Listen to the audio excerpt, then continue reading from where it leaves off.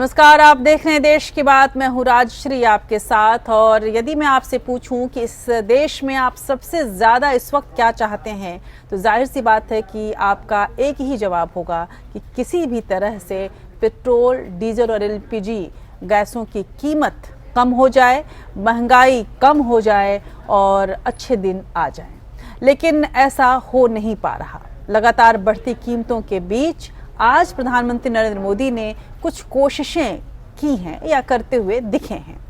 ये कोशिशें कुछ इस प्रकार से थीं कि घरेलू और विदेशी तेल कंपनियों के अधिकारियों के साथ उन्होंने बैठक की है और कमजोर होते रुपए और तेल के बढ़ते दामों पर चिंता जताई है। प्रधानमंत्री की इस चिंता की चर्चा आज देश की बात में हम करेंगे और इस चिंता से क्या क्या उपाय निकल पाएंगे, इसे भी आज हम समझने की कोशिश करेंगे देश की बात में।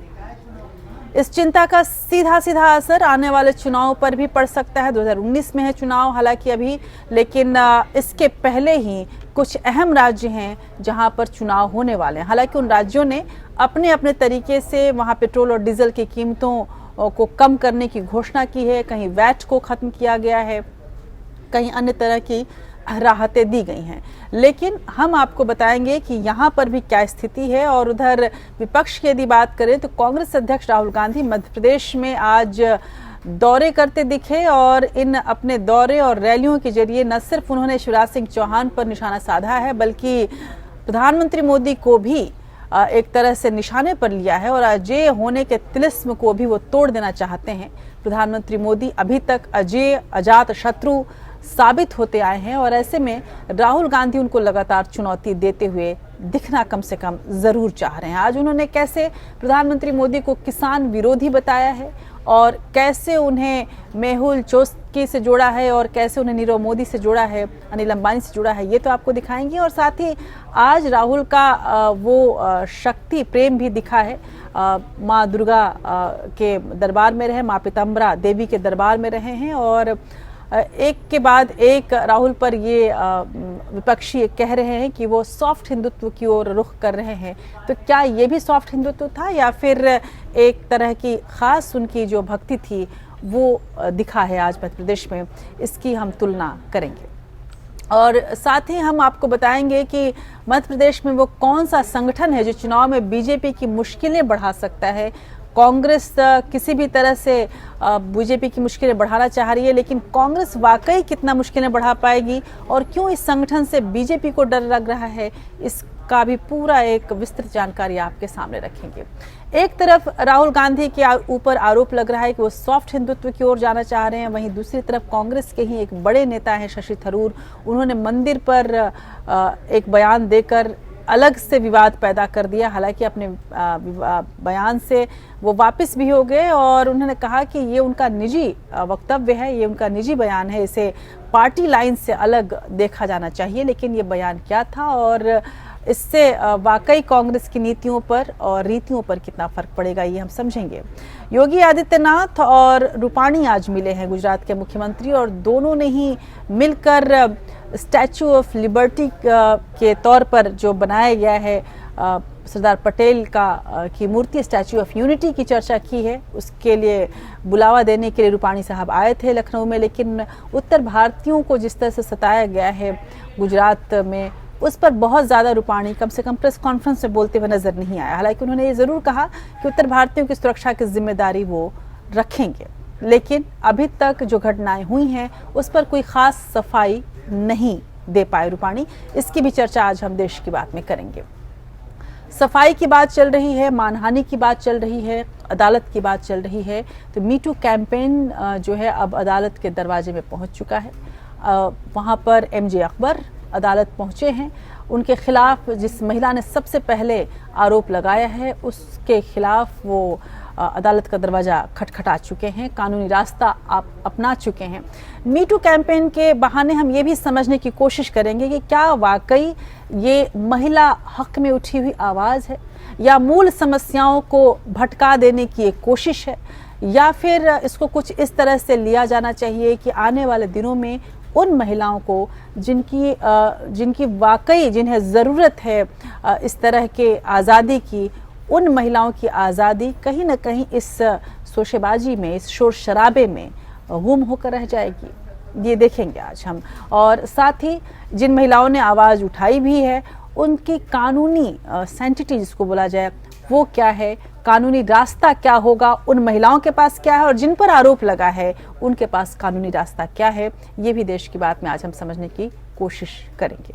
कश्मीर में आतंकी मन्नान वानी की मौत के बाद अलीगढ़ मुस्लिम यूनिवर्सिटी में प्रशासन और कश्मीरी छात्र आमने सामने हैं, तो अब स्थानीय बीजेपी सांसद मामले में कैसे कूद के हैं ये भी दिखाएंगे और पीडीपी नेता और साथ ही असदुद्दीन ओवैसी के बारे में भी चर्चा करेंगे, उनका क्या मानना है इस पूरे मामले पर। बहुचर्चित केरल नन रेप केस में विशेष बिशप फ्रैंको मुलक्कल को केरल हाईकोर्ट ने जमानत दे दी है। इन जमानत के तमाम शर्तों की बात होगी। और झारखंड कोयला ब्लॉक आवंटन मामले में उद्योगपति और कांग्रेस नेता नवीन जिंदल को दिल्ली की पटियाला हाउस कोर्ट से कैसे राहत मिली है इस पर भी बात करेंगे। चीन की हिमाकत की चर्चा होगी और साथ ही अपने खास सेगमेंट खबर अच्छी है में आज लखनऊ की खबर आपके सामने लेकर आए हैं और याद करेंगे आज के दिन के ऐतिहासिक महत्व को और बॉलीवुड के एक ऐसे सितारे को जो हमारे दिलों में बसता है। चलिए शुरू करते हैं देश की बात के इस नए सफर को।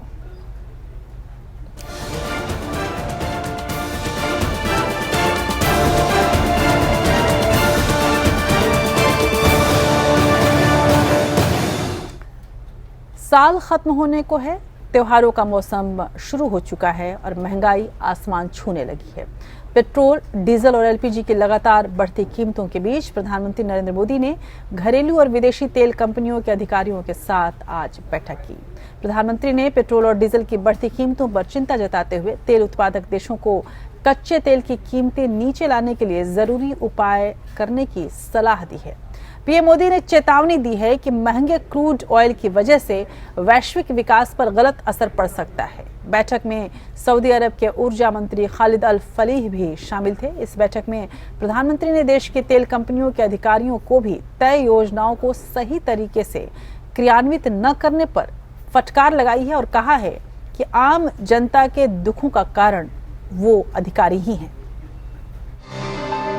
कमजोर होते रुपयों को राहत देने के लिए प्रधानमंत्री नरेंद्र मोदी ने वैश्विक तेल उत्पादकों से भुगतान से जुड़ी शर्तों की समीक्षा करने की अपील की है। दिल्ली में बड़े तेल उत्पादक देशों के तेल मंत्रियों और तेल कंपनियों के सीईओ के साथ हुई बैठक में प्रधानमंत्री ने तेल उत्पादक देशों को भारत की चिंताओं के बारे में अवगत कराया। सरकार की ओर से कहा गया कि भुगतान के तरीकों की समीक्षा की जाए ताकि स्थानीय मुद्रा को अस्थायी राहत मिल सके। खबरों के मुताबिक तेल उत्पादक देशों और तेल कंपनियों के सीईओ की बैठक में प्रधानमंत्री मोदी ने अन्य बाजारों की तरह ही तेल बाजार में उत्पादकों और उपभोक्ताओं के बीच मजबूत साझेदारी की वकालत की। बैठक में प्रधानमंत्री मोदी ने कहा कि कच्चे तेल की ऊंची कीमतों से भारत जैसे बड़े तेल उपभोक्ता देशों की चिंताएं बढ़ी हैं, क्योंकि इससे रिटेल पेट्रोल, डीजल और एलपीजी के दाम बहुत ज्यादा बढ़ गए हैं और सरकार पर इसे स्थिर रखने का भारी दबाव है। मोदी ने कहा कि तेल और गैस के बाजार का भारतीय अर्थव्यवस्था में काफी अहम रोल है, लेकिन तेल उत्पादक देश ही बाजार में आपूर्ति और कीमत तय करते हैं। पर्याप्त उत्पादन के बावजूद बाजारी नीतियों की वजह से कीमतों में उछाल लाया गया है। लिहाजा तेल उत्पादक और उपभोक्ता देशों के बीच तालमेल होना जरूरी है, तभी वैश्विक अर्थव्यवस्था में स्थिरता आएगी। प्रधानमंत्री ने कहा कि कच्चे तेल के ऊंचे दामों की वजह से भारत को कई अन्य आर्थिक चुनौतियों का सामना करना पड़ रहा है और पर्याप्त संसाधनों के लिए पैसे की कमी हो रही है। ऐसे में जब तक उत्पादक देश अपनी नीतियों में बदलाव नहीं लाएंगे, तब तक बाजार में उतार चढ़ाव कम नहीं किया जा सकेगा। सूत्रों के मुताबिक प्रधानमंत्री ने सीईओ से ये भी पूछा कि इस तरह की पिछली बैठकों में उनकी तरफ से की गई सभी सिफारिशों को लागू करने के बावजूद भारत में तेल और गैस खोज और उत्पादन से जुड़े नए निवेश क्यों नहीं आ रहे हैं। भारत अपनी तेल जरूरतों का 80% आयात करता है। कच्चे तेल की कीमत में इजाफा और रुपए की कीमत लगातार गिरने से उस पर दबाव बढ़ रहा है। Bureau report, APN। तो पीएम मोदी ने दिग्गज कंपनियों के सीईओ और तेल उत्पादक देशों से विकासशील देशों में तेल गैस क्षेत्र में निवेश करने का भी आह्वान किया है। उन्होंने गैस क्षेत्र में भी निजी भागीदारी पर जोर दिया है। मौजूदा दौर में भारत कच्चे तेल का अमेरिका और चीन के बाद सबसे बड़ा आयातक देश है।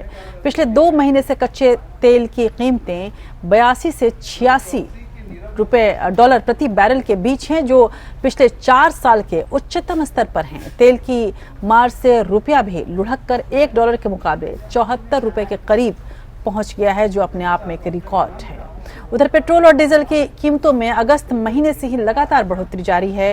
केंद्र सरकार की तरफ से लोगों को पेट्रोल और डीजल की बढ़ती कीमतों से राहत दिलाने के लिए कदम उठाए गए, लेकिन उसका भी फायदा मिलता नजर नहीं आ रहा।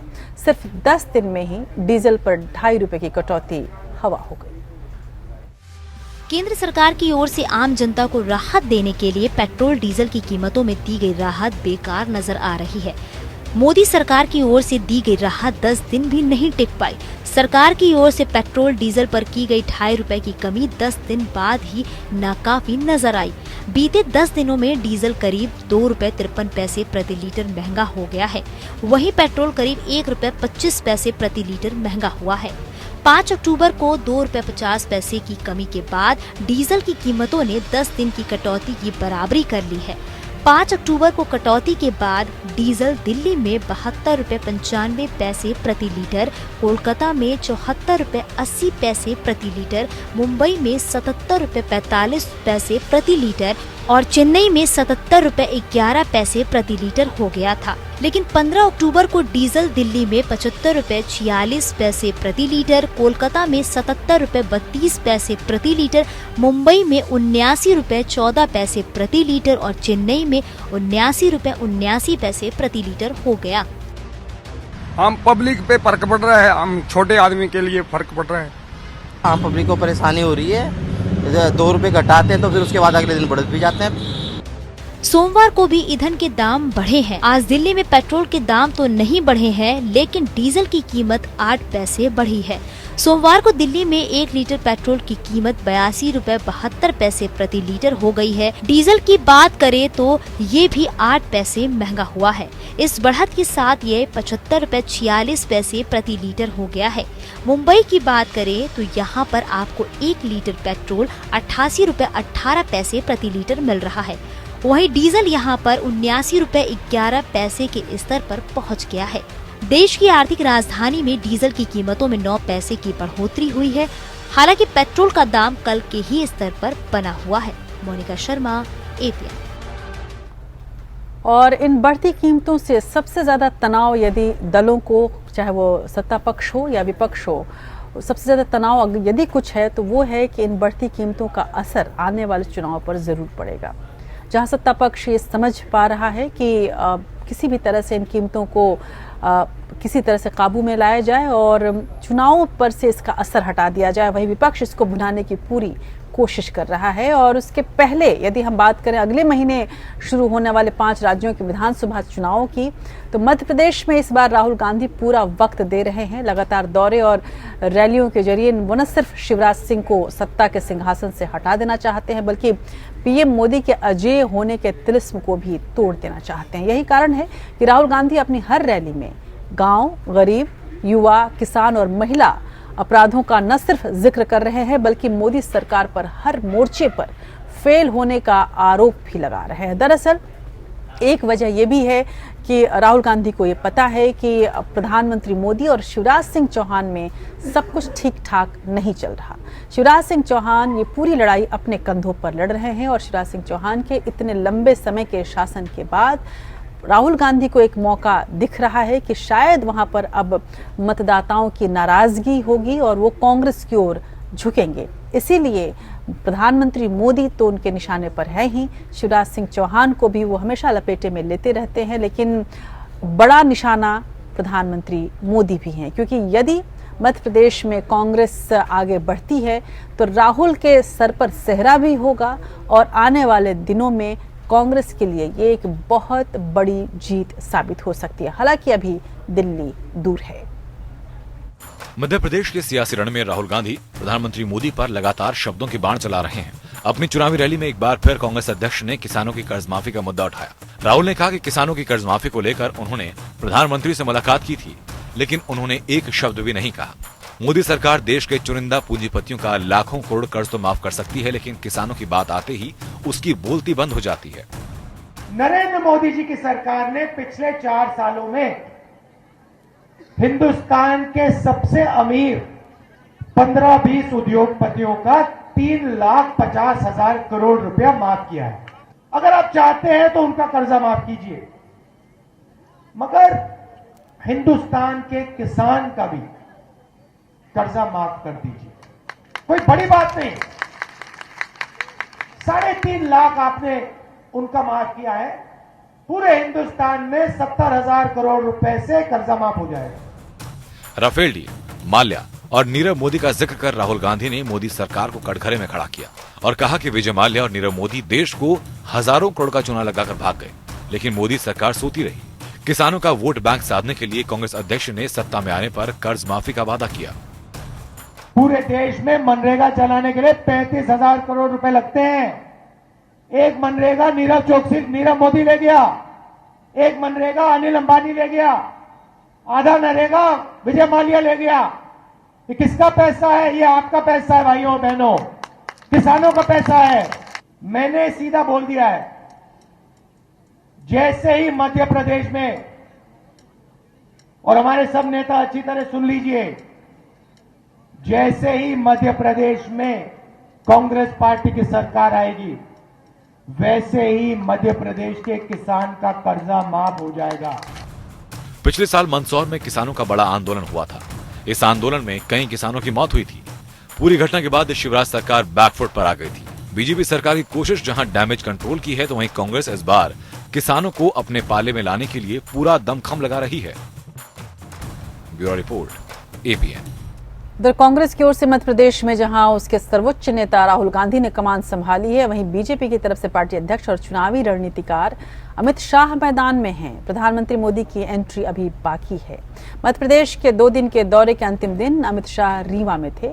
बीजेपी अध्यक्ष ने कांग्रेस पर जमकर हमला बोला। शाह ने कहा कि ये चुनाव कांग्रेस को मध्य प्रदेश से जड़ से उखाड़ फेंकने का चुनाव है। कांग्रेस देश में घुसकर बम धमाके करने वाले घुसपैठियों को बचाने में लगी है, क्योंकि पार्टी उन्हें अपना वोट बैंक मानती है, लेकिन हमारे लिए देश की सुरक्षा का विषय है। ऐसे में अमित शाह किसी भी तरह से ये साबित करना चाहते हैं कि कांग्रेस के लिंक पाकिस्तान से जुड़े हैं।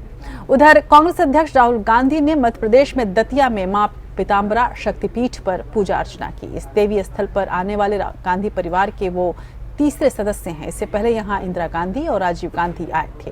ये शक्तिपीठ राज्य की करीब 28 सीटों पर असर डालती है। गुजरात चुनाव के दौरान मंदिर मंदिर माथा टेकने वाले राहुल गांधी अब कुछ ऐसा ही मध्य प्रदेश में भी कर रहे हैं। राहुल जीत का आशीर्वाद मंदिरों में ढूंढ रहे हैं। इसी कड़ी में उन्होंने दतिया के प्रसिद्ध पीताम्बरा पीठ के दर्शन किए। करीब 30 मिनट पूजा के दौरान ज्योतिरादित्य सिंधिया और कमलनाथ राहुल गांधी के साथ मौजूद थे। इससे पहले पूर्व प्रधानमंत्री इंदिरा गांधी और राजीव गांधी यहां दर्शन के लिए आए थे। राहुल गांधी पीताम्बरा पीठ जाकर आशीर्वाद लेने वाले गांधी परिवार के तीसरे सदस्य हैं। पीताम्बरा शक्तिपीठ में इंदिरा गांधी 3 बार साल 1989, 1980 में चुनाव के पहले और तीसरी बार प्रधानमंत्री बनने के बाद आ चुकी है। इसी तरह 1985 में राजीव गांधी प्रधानमंत्री बनने के बाद यहां आए थे। मध्य प्रदेश की 230 विधानसभा सीटों में से 109 पर 8 प्रमुख धर्मस्थलों का प्रभाव माना जाता है। राहुल गांधी भोपाल में विश्वकर्मा मंदिर और चित्रकूट में कामतानाथ मंदिर में मत्था टेक चुके। इसके बाद उन्होंने नर्मदा आरती में हिस्सा लिया। सियासी जानकारों के मुताबिक उज्जैन स्थित महाकाल दरबार का 33 सीटों पर, जबकि दतिया स्थित पीताम्बरा पीठ का 28 विधानसभा सीटों पर सीधा प्रभाव माना जाता है। इसी तरह ओरछा में स्थित राम राजा दरबार का असर 11 और सीहोर स्थित सलकनपुर मंदिर की पैठ 9 सीटों पर मानी जाती है। महर स्थित कामतानाथ मंदिर का 28 सीटों पर प्रभाव माना जाता है। राहुल गांधी का चुनावी मौसम में मंदिर मंदिर जाकर दर्शन करना कांग्रेस की सॉफ्ट हिंदुत्व की एक झलक है। पार्टी यूं तो उसे खारिज करती है, लेकिन असल मकसद बीजेपी और खासकर पीएम मोदी की हिंदूवादी छवि के सामने खुद को खड़ा करना है। माना जाता है कि पीएम मोदी की इमेज बीजेपी का सबसे बड़ा हथियार है और इसी हथियार की कार अब राहुल गांधी हर एक मंदिर में ढूंढ रहे हैं। Bureau report, APN. उधर पीताम्बरा पीठ पर इससे पहले पूर्व प्रधानमंत्री अटल बिहारी वाजपेयी राष्ट्रपति बनने से कुछ दिन पहले रामनाथ कोविंद भी पहुंच चुके हैं। इसके अलावा यूपी के मुख्यमंत्री योगी आदित्यनाथ, राजस्थान की मुख्यमंत्री वसुंधरा राजे सिंधिया तो हमेशा जाती रही हैं वहां पर, और वैसे भी ये मंदिर सिंधिया घराने के हक में आता है और वहां पर इसकी पूरी व्यवस्था सिंधिया घराना ही करता है। यूपी के पूर्व मुख्यमंत्री अखिलेश यादव भी यहाँ आकर दर्शन कर चुके हैं और ये एक सिद्ध पीठ माना जाता है और यहाँ पर ये माना जाता है कि खासकर राजनीतिक हस्तियों के लिए या जो भी अपने दुश्मनों पर विजय पाना चाहता है, वहां आकर यदि पूजा करे तो उसे जीत जरूर मिलती है और राजनीति में भी सफलता जरूर मिलती है। उधर इस बार मध्य प्रदेश में मुकाबला सिर्फ बीजेपी और कांग्रेस के बीच ही नहीं है, बल्कि सपाक्स भी एक बड़ी ताकत बनकर दोनों को चुनौती देने के लिए मुखर नजर आ रही है। SC/ST एक्ट पर बीजेपी और कांग्रेस के रवैये से नाराज सामान्य, पिछड़ा वर्ग, अल्पसंख्यक कल्याण समाज नाम का ये संगठन, जिसे सपाक्स कहा जा रहा है, सरकारी कर्मचारियों का संगठन है, जो इस बार विधानसभा चुनाव में ताल ठोकता नजर आएगा।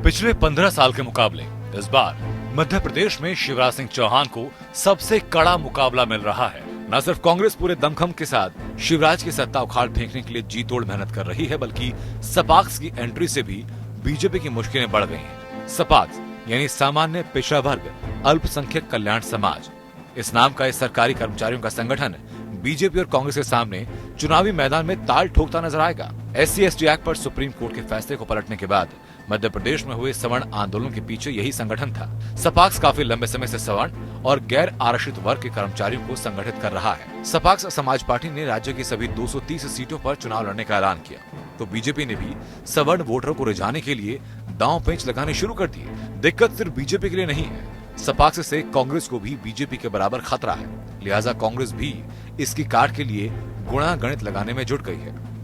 Bureau report, APN। और उधर 2019 भी बहुत नजदीक है और लोकसभा चुनाव नजदीक आने के साथ ही राम मंदिर निर्माण को लेकर राजनीतिक बयानबाजी तेज हो गई है। ताजा बयान पूर्व केंद्रीय मंत्री और कांग्रेस नेता शशि थरूर की ओर से आया है। थरूर ने कहा है कि कोई भी अच्छा हिंदू ये नहीं चाहेगा कि मस्जिद का ढांचा गिराकर राम मंदिर बने। थरूर के इस बयान पर जब बवाल मचा तो उन्होंने सफाई भी दी। हालांकि अच्छा हिंदू और खराब हिंदू का मुद्दा छेड़कर थरूर ने बीजेपी को कांग्रेस पर हमला बोलने का मौका जरूर दे दिया है। थरूर ने चेन्नई में चल रहे द हिंदू लिटरेचर फेस्टिवल में ये बातें कही हैं। राम मंदिर का मुद्दा एक बार फिर कांग्रेस के गले की फांस बन गया है। सुप्रीम कोर्ट में राम मंदिर विवाद पर सुनवाई शुरू होने से कुछ दिन पहले कांग्रेस नेता शशि थरूर ने विवादित बयान दिया। थरूर ने अच्छे और बुरे हिंदू का फर्क बताते हुए कहा कि अच्छे हिंदू अयोध्या में राम मंदिर का निर्माण नहीं चाहते। शशि थरूर का बयान आते ही राजनीतिक हमलों का दौर शुरू हो गया। मंदिर मुद्दा हाथ में आते ही बीजेपी ने शब्दों के सियासी बाण से कांग्रेस को घायल करना शुरू कर दिया। राम का मंदिर राम जन्मभूमि में हो, ये इस पर इतना बड़ा आंदोलन भी हुआ, लोगों की इच्छा जताई गई और हमने ये पोजीशन ली है कि भाई सुप्रीम कोर्ट में विवाद है, हमें पूरा विश्वास है न्याय मिलेगा। राम जन्मभूमि पर राम मंदिर न हो, ये केवल शशि थरूर और राहुल गांधी की इच्छा हो सकती है, देश की नहीं। अपने बयान में थरूर ने कहा कि कोई भी अच्छा हिंदू किसी दूसरे के पूजा स्थल को गिराकर और बाबरी मस्जिद के स्थान पर राम मंदिर का निर्माण नहीं चाहता है। राम मंदिर जैसे संवेदनशील मुद्दे पर थरूर के इस बयान से कांग्रेस असहज नजर आई। पार्टी नेता कुछ भी खुलकर बोलने से बचते देखे। आपका क्या रुख है? हम तो साफ तौर पर हम कह रहे हैं कि हम कोर्ट के माननीय सर्वोच्च न्यायालय के उनके फैसले के इंतजार में हैं। हम चाहते हैं भव्य राम मंदिर बने और उसके लिए कोर्ट के निर्णय का हम इंतजार कर रहे हैं। क्या राहुल गांधी स्पष्ट रूप से कह पाएंगे वो क्या चाहते हैं, कांग्रेस पार्टी क्या चाहती है, इसके बारे में स्पष्टीकरण दे। वहीं बीजेपी ने अपने तोपों का मुंह कांग्रेस की ओर कर दिया। शशि थरूर के इस बयान ने कांग्रेस को मुश्किल में डाल दिया है। कांग्रेस अपने अध्यक्ष राहुल गांधी को जनेऊधारी हिंदू और शिव भक्त बता चुकी है। ऐसे में थरूर का ये बयान राजनीतिक रूप से कांग्रेस के लिए असहज स्थिति पैदा कर सकता है, वो भी तब जब 5 राज्यों में हो रहे विधानसभा चुनाव के मद्देनजर राहुल गांधी तमाम मंदिरों और मठों का दर्शन करते नजर आ रहे हैं। Bureau report, APN। वैसे देखा जाए तो कोई पहली बार नहीं है जब राम मंदिर का मुद्दा कांग्रेस के लिए बैकफायर कर गया हो। इससे पहले पिछले साल दिसंबर में इसी मामले पर सुनवाई के वक्त तत्कालीन प्रधान न्यायाधीश दीपक मिश्रा भी नाराज हो गए थे। अलग अलग मुस्लिम याचिकाकर्ताओं की ओर से अदालत में पेश हुए कपिल सिब्बल, दुष्यंत दवे और राजीव धवन ने कहा था कि इस मामले की सुनवाई टाल दी जाए। खासकर कपिल सिब्बल ने ये बात कही थी। कपिल सिब्बल ने यह कहा था कि बीजेपी कह रही है कि कानूनी रास्ते के जरिए 2019 से पहले राम मंदिर बना दिया जाएगा, वो इसे चुनावी घोषणा पत्र में शामिल करना चाहती है। बाद में सिब्बल के इस दलील को बीजेपी ने खूब भुनाया था और कांग्रेस पर राम मंदिर न बनने देने की साजिश का आरोप लगाया था। अब बात करते हैं मी टू कैंपेन की। बीजेपी की के नेता और विदेश राज्य मंत्री एमजे अकबर की जो मुश्किलें बढ़ रही हैं उसकी बात करते हैं। मीटू कैंपेन के तहत यौन उत्पीड़न के आरोपों का सामना कर रहे केंद्रीय मंत्री एमजे अकबर ने अपनी सफाई देने के बाद कानूनी रास्ता अपना लिया है। उन्होंने आरोप लगाने वाले एक महिला पत्रकार प्रिया रमानी पर मानहानि का केस किया है। अकबर ने सोमवार को दिल्ली के पटियाला हाउस कोर्ट में अपने वकीलों के माध्यम से ये केस किया। उधर प्रिया रमानी ने एक बयान जारी करके उन लोगों को आड़े हाथों लिया है जो ये सवाल उठा रहे हैं कितने सालों बाद ये आरोप क्यों लगाए जा रहे हैं।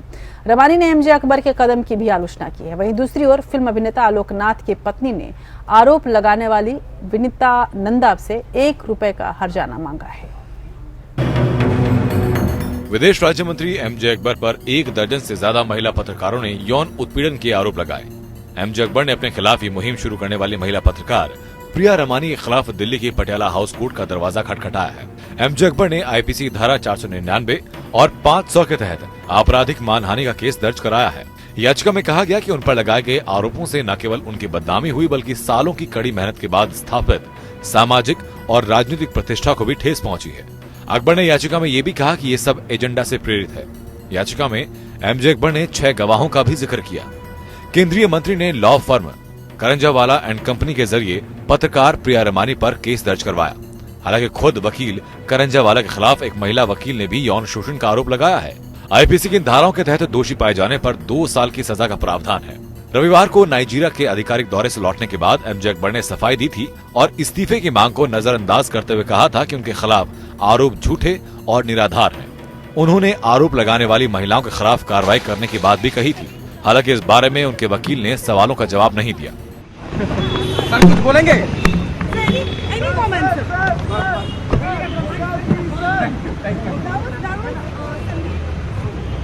उधर आलोक नाथ की पत्नी आशु सिंह अपने पति के साथ खड़ी हो गई हैं।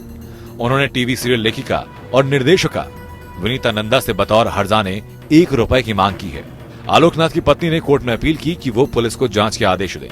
आलोकनाथ के वकील अशोक सारावगी के मुताबिक आलोकनाथ की पत्नी ने आरोप लगाया है कि विनीता के इस मानहानि भरे आरोपों से उन्हें और उनके पति आलोकनाथ को आतंकित कर दिया है। कोर्ट ने हमसे पूछा कि आप कोई विटनेस एग्जामिन करना चाहते हैं क्या, कंप्लेनेंट के साइड में। हमने बोला हाँ हम एग्जामिन करना चाहते हैं। मैटर 1 नवंबर को 2:45 PM को रखा है एग्जामिनेशन ऑफ द विटनेसेस के लिए। विनीता के अलावा एक्ट्रेस संध्या मृदुल ने भी आलोकनाथ पर बदसलूकी का आरोप लगाया था। भारत में सोशल मीडिया पर मी टू मुहिम के शुरू होने के बाद से कई अभिनेताओं, निर्माताओं, निर्देशकों के साथ साथ कई पत्रकारों और विज्ञापन की दुनिया से जुड़े लोगों पर आरोप लग रहे हैं। Bureau report, APN। इसमें कोई शक नहीं कि मी टू मुहिम कुछ इस प्रकार से आया है जो सामने दिख रहा है और ऐसा लग रहा है कि महिलाओं को बोलने की आज़ादी मिल रही है। वर्षों पुरानी घटनाओं पर भी अब वो प्रतिक्रियाएं दे रही हैं, लेकिन बस एक बात समझ में नहीं आती कि जिस तरह से महिलाएं, खासकर महिला पत्रकार, यदि कोई भी महिला पत्रकारिता के क्षेत्र में आती है तो इस उम्मीद के साथ, इस सपने के साथ कि वो उस महिला की आवाज़ बनेगी जो शोषित है, जो इस समाज में न्याय नहीं पा रही है, न्याय से वंचित हो रही है। वही महिलाएं इतने दिनों तक शोषित होती रहीं। आज की तारीख वो इतनी बड़ी पत्रकार हैं और फिर भी शोषण झेलते झेलते 20, 25, 30 सालों के बाद, 18 सालों के बाद जब ज़बान खोल रही हैं तो कई तरह के शक ज़रूर उभरते हैं। ये ज़रूर लगता है कि जो इतने दिनों तक शोषित रही वो अभी तक जो उसने लिखा, जो उसकी स्टोरीज रही होंगी, जहाँ पे उसने न्याय की बात कही होगी, वो सब क्या था? क्या उसके पीछे वाकई उस महिला की ताकत थी? जब इतने दिनों तक वो जुल्म झेलती रही और चुप रही तो किस हक से वो दूसरों के लिए लड़ाई लड़ पाई होगी? ये अपने आप में एक सवाल है और इसीलिए आलोचक इस मुहिम की आलोचना भी कर रहे हैं और इसके कई और दूरगामी असर होंगे भारतीय समाज पर, इसमें कोई शक नहीं। कहीं ना कहीं ये पूरा मुहिम कुछ इस तरह से भी आएगा कि आने वाले दिनों में वो औरतें जिन्हें वाकई इस तरह के न्याय की ज़रूरत है, इस तरह की आवाज़ की ज़रूरत है, उनकी आवाज़ मी टू मुहिम में के एक, जिसको कहा जा सकता है बहुत, यदि मैं सतही शब्द का उपयोग करूं तो शायद इस शोरशेबाजी में गुम होकर रह जाए। बहरहाल विदेश से लौटने के बाद यौन शोषण के आरोपों पर भले ही विदेश राज्य मंत्री एमजे अकबर ने मीडिया में सफाई दी, मानहानि का मुकदमा भी दायर किया, मगर उनकी कुर्सी अभी भी मुश्किल में है। सत्ता के गलियारों में कानाफूसी चल रही है। बीजेपी नेतृत्व उन्हें नैतिकता के आधार पर खुद ही पद छोड़ने की घोषणा करने का निर्देश दे सकता है। हालांकि पार्टी और सरकार में एक बड़ा वर्ग ये भी मानता है कि चूंकि सारे आरोप एमजे अकबर के मंत्री बनने से पहले के हैं, ऐसे में उनके इस्तीफे से पार्टी और सरकार की छवि को कोई नुकसान नहीं पहुंचने वाला है। वैसे कुल मिलाकर यदि इसका राजनीतिक असर देखा जाए तो आप ये समझ सकते हैं कि एमजे अकबर की शहादत बीजेपी के लिए कोई बड़ी शहादत नहीं होगी। हालांकि आने वाले दिनों में यदि इसी मुहिम के तहत कोई विपक्ष का नेता फंसता है तो बीजेपी के लिए वो ज्यादा बड़ी सफलता हो सकती है एमजे अकबर के शहादत के बनिस्बत। बहरहाल आने वाले दिनों में इसका असर हम देख सकते हैं। विदेश से लौटते ही विदेश राज्य मंत्री एमजे अकबर ने मी टू कैंपेन के तहत उनके ऊपर कई महिलाओं द्वारा लगाए गए आरोपों पर सफाई दी। माना जा रहा है कि वो जल्दी ही पार्टी के शीर्ष नेतृत्व के समक्ष भी अपनी सफाई देंगे। हो सकता है कि इसी दौरान उन्हें स्वेच्छा से इस्तीफा देने का निर्देश दिया जाए। उनसे जुड़े आरोपों का सिलसिला शुरू होते ही शीर्ष नेतृत्व ने उनके भविष्य को लेकर गंभीर मंथन किया था। उस समय तक एमजे अकबर की कुर्सी बचती दिख रही थी। तब शीर्ष नेतृत्व ने इस मामले में इंतजार करने का फैसला किया था, मगर बाद में आरोपों का सिलसिला तेजी से बढ़ा और उनकी स्थिति कमजोर होती चली गई। हालांकि सरकार के कुछ वरिष्ठ मंत्रियों के मुताबिक एमजे अकबर पर लगे आरोपों का सरकार से कोई लेना देना नहीं है। सारे आरोप उस वक्त के हैं जब अकबर पत्रकारिता में सक्रिय थे। ऐसे में इन आरोपों से सरकार की छवि पर कोई आंच नहीं आ रही। महिलाओं ने कहा था तो हमने कहा इसको जवाब देना चाहिए। अब उसने जवाब दे दिया और अब कोर्ट में भी चले गया और जा रहा है, तो कोर्ट में फैसला होगी तब पता लगेगा। उसी कोर्ट की फैसला को ही हम सब लोगों को मानना पड़ेगा, क्योंकि हम किसी को व्यक्तिगत तो जानकारी नहीं है। तो वहीं कुछ और कैबिनेट सहयोगियों का तर्क है कि अब वो सरकार में शामिल हैं और आरोपों पर संज्ञान न लेने पर सरकार और पार्टी की छवि पर असर होगा। संज्ञान न लेने की स्थिति में आरोपों का सिलसिला आगे भी चलता रहेगा। हालांकि इस बात का डर है कि बिना सबूतों के लगाए जा रहे आरोपों का सिलसिला अकबर की विदाई के बाद भी जारी रहा तो मुश्किलें खड़ी होंगी। आरोपों पर सरकार में शामिल हुई कई महिला मंत्री मुखर हैं। केंद्रीय मंत्री मेनका गांधी ने सार्वजनिक तौर पर आरोपों की जांच की सलाह दी, तो दूसरी वरिष्ठ मंत्री स्मृति ईरानी ने मी टू अभियान मामले में महिलाओं के साहस की प्रशंसा की है। Bureau report, APN. उधर उत्तर प्रदेश के सीएम योगी आदित्यनाथ से मुलाकात के बाद गुजरात के मुख्यमंत्री विजय रूपाणी ने संयुक्त प्रेस कॉन्फ्रेंस को संबोधित किया है। इस दौरान रूपाणी ने गुजरात में हिंदी भाषी लोगों के खिलाफ हुई हिंसा के लिए कांग्रेस के विधायक अल्पेश ठाकुर को जिम्मेदार ठहराते हुए कांग्रेस पार्टी पर सुनियोजित साजिश का आरोप लगाया। रूपाणी सरदार वल्लभ भाई पटेल की प्रतिमा स्टैच्यू ऑफ यूनिटी के लोकार्पण के कार्यक्रम में शामिल होने का न्योता सीएम योगी को देने के लिए रविवार को लखनऊ पहुंचे थे। 182 मीटर ये प्रतिमा दुनिया में सबसे ऊंची है, जिसका 31 अक्टूबर को उद्घाटन होना है। पिछले दिनों गुजरात में उत्तर भारतीयों पर हुई हिंसा के बाद गुजरात और उत्तर प्रदेश के मुख्यमंत्रियों ने लखनऊ में बैठक की।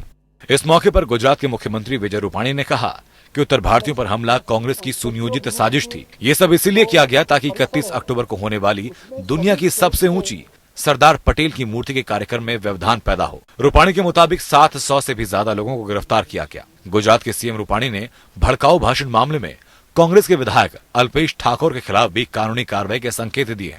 रूपाणी ने उत्तर भारतीयों को सुरक्षा का भरोसा भी दिलाया। माननीय मुख्यमंत्री, कोई कैजुअलिटी नहीं है, कोई फ्रैक्चर भी नहीं है और सबको पूरी सुरक्षा सरकार ने कड़े से कड़े कदम उठाकर लिया है।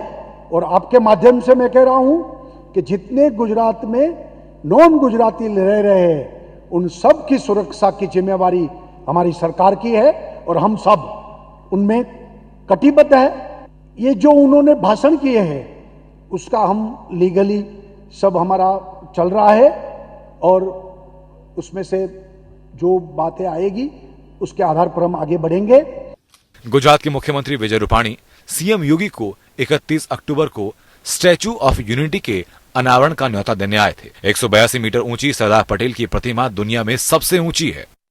न केवल वह एक सबसे बड़ी प्रतिमा है, 182 मीटर ऊंची प्रतिमा, अभी तो सरदार साहब का एक म्यूजियम भी वहां पर देने की जो बात उन्होंने कही कि म्यूजियम भी बन करके तैयार हो चुका है। राष्ट्र की अखंडता और राष्ट्र की समृद्धि के लिए जो योगदान दिया है सरदार साहब का यह स्मारक इस देश को राष्ट्रीय अखंडता के प्रति, संपूर्ण भारत की एकता के प्रति सदैव प्रेरित करता रहेगा।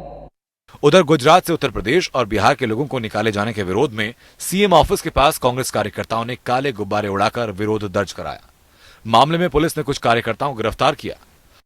कांग्रेस कार्यकर्ताओं ने मुख्यमंत्री रूपाणी के खिलाफ नारेबाजी भी की। Bureau report, APN. कश्मीर में आतंकी मनान वानी के मौत के बाद अलीगढ़ मुस्लिम यूनिवर्सिटी प्रशासन और कश्मीरी छात्र आमने सामने आ गए हैं। मामला इतना बढ़ गया है कि पूर्व छात्र संघ नेता सज्जाद ने एक चिट्ठी लिखकर एएमयू प्रशासन को चेतावनी दी है कि अगर उनकी मांगें नहीं सुनी गई तो करीब 1200 कश्मीरी छात्र अपनी डिग्रियां छोड़कर कश्मीर वापस चले जाएंगे। आतंकी मन्नान वानी की मौत पर अलीगढ़ मुस्लिम यूनिवर्सिटी में कुछ कश्मीरी छात्रों द्वारा शोक सभा का आयोजन तूल पकड़ता जा रहा है। इस मामले में अब स्थानीय बीजेपी सांसद सतीश गौतम भी कूद पड़े हैं। गौतम ने कहा कि कोई भी आतंकवादी के खिलाफ नमाज पढ़े ये कभी बर्दाश्त नहीं किया जाएगा। सतीश गौतम ने पूछा कि कश्मीर में कोई मुस्लिम पुलिस वाला शहीद होता है तो उसके बाद नमाज नहीं पढ़ी जाती, तो फिर एक आतंकी के मरने पर नमाज क्यों पढ़ी जा रही है और देशद्रोही नारे लगाए जा रहे हैं। सतीश गौतम ने कहा कि ऐसे गद्दार जो देश के खिलाफ बोलेंगे उनके लिए एएमयू में जगह नहीं है। यूनिवर्सिटी का पूर्व छात्र जो आतंकी बनने के बाद मरा उसके पक्ष में नमाज पढ़ना कतई बर्दाश्त नहीं होगा। इस तरह के छात्र जो यूनिवर्सिटी का माहौल खराब करेंगे उन्हें बाहर का रास्ता दिखाया जाएगा।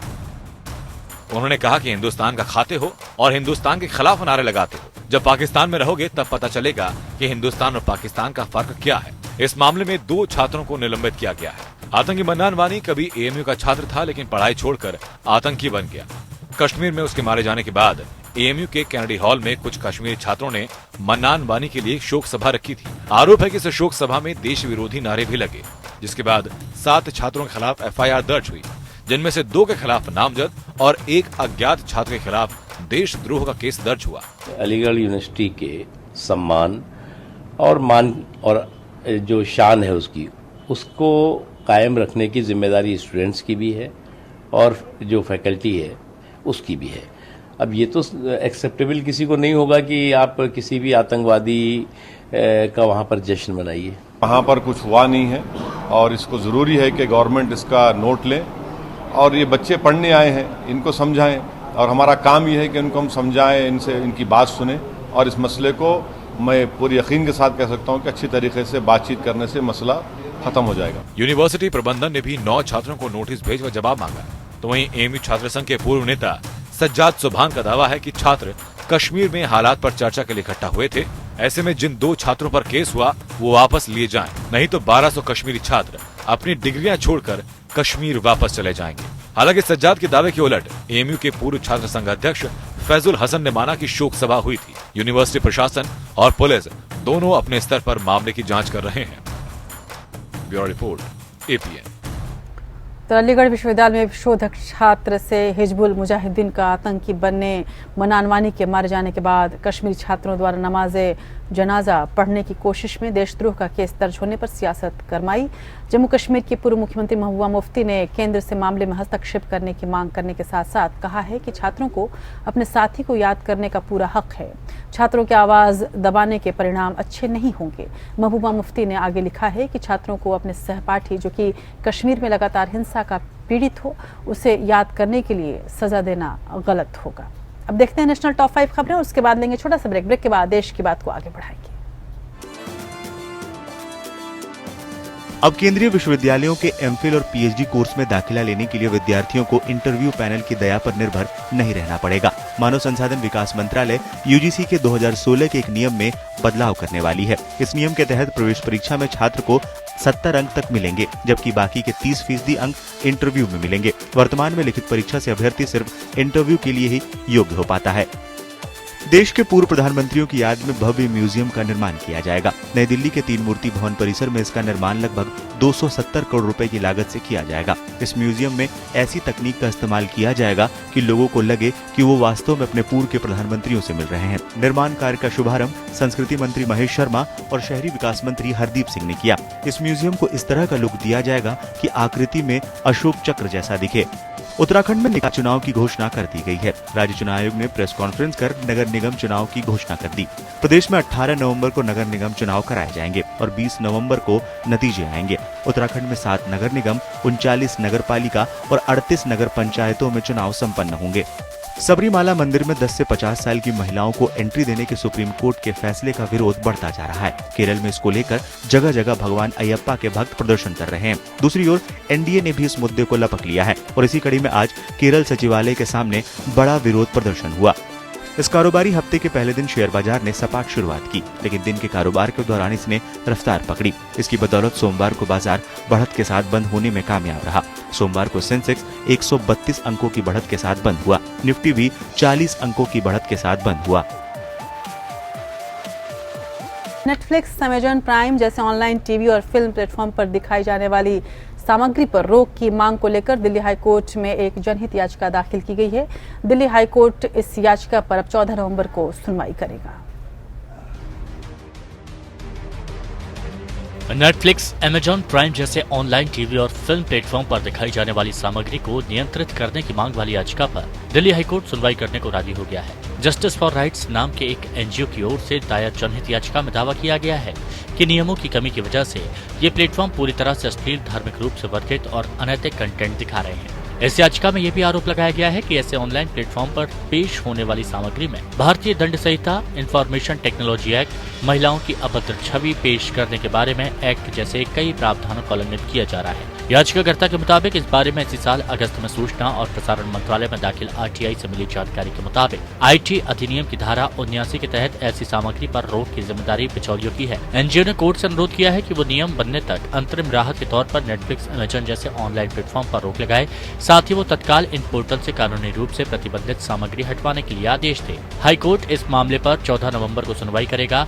इसके पहले इसी महीने बॉम्बे हाईकोर्ट में आई इसी तरह की एक याचिका पर कोर्ट ने सूचना और प्रसारण मंत्रालय और आईटी मंत्रालय को नोटिस जारी किया था।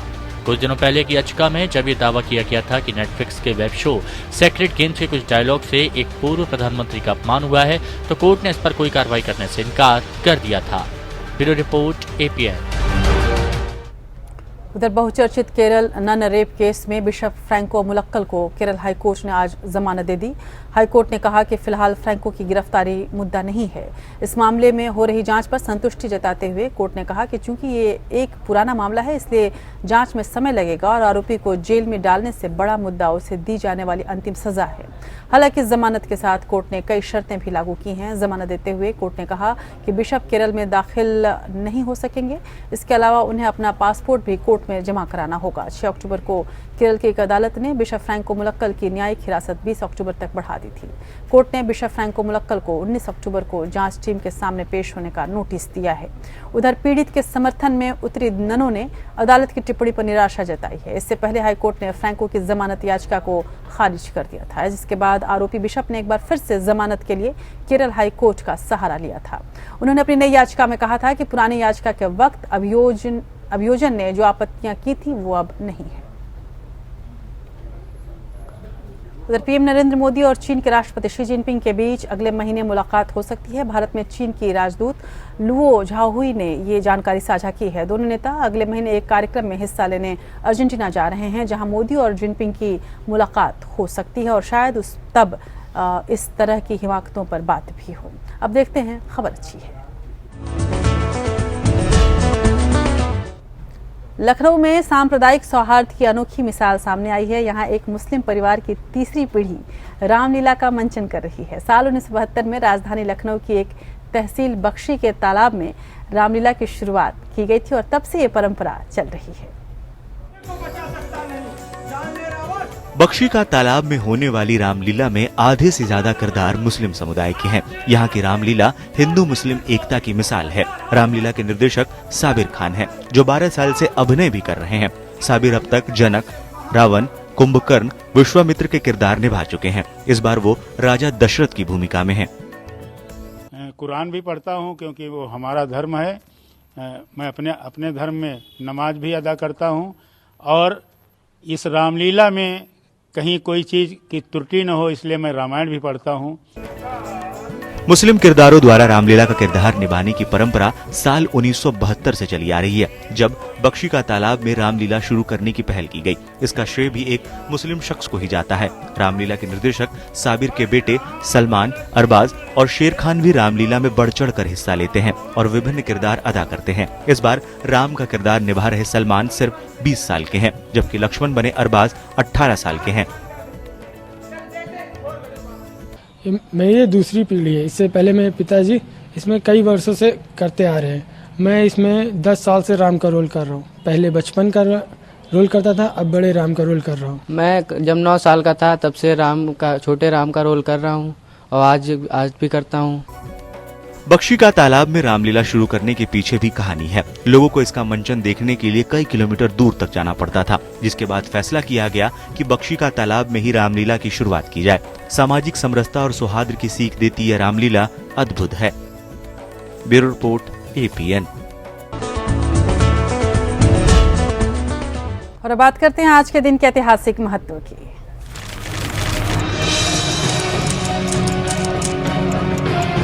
15 अक्टूबर है आज, और 15 अक्टूबर साल 1931 में आज ही के दिन मिसाइल मैन के नाम से विख्यात भारत के पूर्व राष्ट्रपति डॉक्टर APJ अब्दुल कलाम का जन्म रामेश्वरम में हुआ था। भारत के अंतरिक्ष और मिसाइल कार्यक्रम में अहम योगदान के कारण उन्हें मिसाइल मैन की उपाधि भी मिली। साल 2017 में उन्हें भारत रत्न से सम्मानित किया गया। उन्होंने 1998 में अटल सरकार के दौरान हुए पोखरण 2 परमाणु परीक्षण में महत्वपूर्ण भूमिका निभाई थी। अब्दुल कलाम 2002 से 2007 तक देश के राष्ट्रपति रहे। 27 जुलाई 2015 को उनका निधन हो गया था। साल 1932 में आज ही के दिन कराची में मुंबई के बीच भारत की विमान सेवा एयर इंडिया की पहली फ्लाइट ने उड़ान भरी थी। तब टाटा समूह के स्वामित्व वाली इस कंपनी को टाटा एयरलाइंस के नाम से जाना जाता था। दूसरे विश्व युद्ध के बाद सरकार ने इसका अधिग्रहण कर लिया और इसका नाम एयर इंडिया रखा गया। साल 1961 में आज ही के दिन हिंदी के छायावादी युग के सशक्त कवि सूर्यकांत त्रिपाठी निराला का निधन हुआ था। छायावाद से संबंध रखने के बाद भी उनकी कविताएं यथार्थ के कहीं अधिक निकट हैं। निराला जयशंकर प्रसाद, सुमित्रा नंदन पंत और महादेव वर्मा के साथ हिंदी साहित्य में छायावाद के प्रमुख स्तंभ माने जाते हैं और इसलिए उनकी कविताएं भी सबसे ज्यादा निराली रही हैं। देश की बात में मैं विदा लेती हूं आपसे और आप देखते रहे APN। नमस्कार।